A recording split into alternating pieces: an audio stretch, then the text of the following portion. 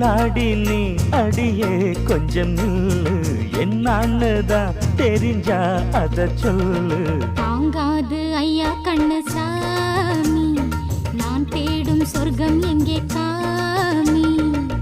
மெதுவா தந்தி அடிச்சானே ஓ மச்சானே, எதையோ சொல்ல துடிச்சானே கை வச்சானே. கில்லாடி நீ அடடா கொஞ்சம் நில்லு என்னான்னுதான் தெரிஞ்சா அத சொல்லு.